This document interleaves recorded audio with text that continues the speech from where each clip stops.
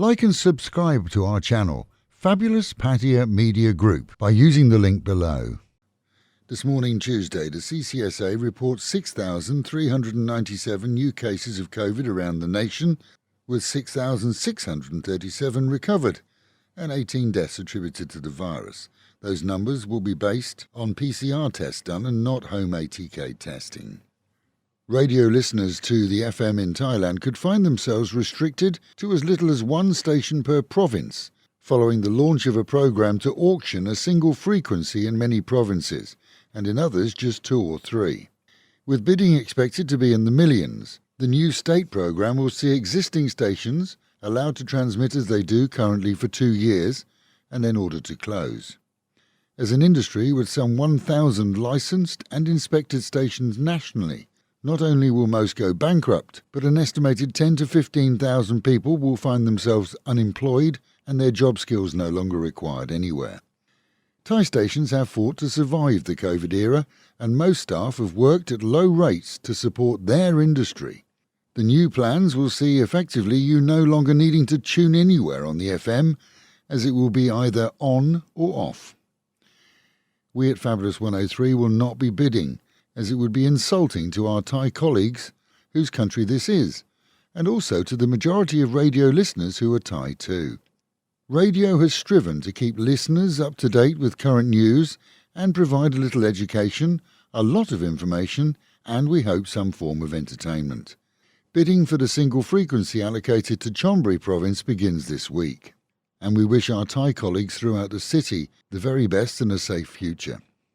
Thailand's Prime Minister has questioned whether there is underhand activity involved in the current pork shortage, which has resulted in price hikes.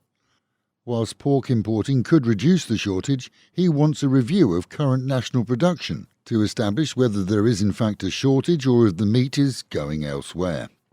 The 50% increase in consumer pricing in just a few weeks has caused concern amongst Thais, from customers up to the top, as a review of local markets here show vendors apologising for escalating prices of meat, eggs and vegetables caused by an increase in their supply chains.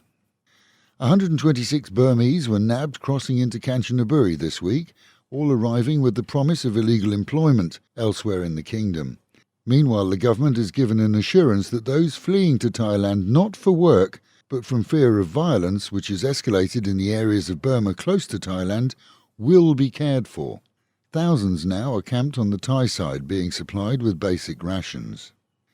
The government ATK test kit sales program, which ran online yesterday, crashed due to overload of demand very quickly, and once back online reported themselves as being sold out. 35 baht was a brilliantly low price, and it seems many bought in bulk. The promise is of at least 1 million a week, and we're told that the app will be offering them again soon.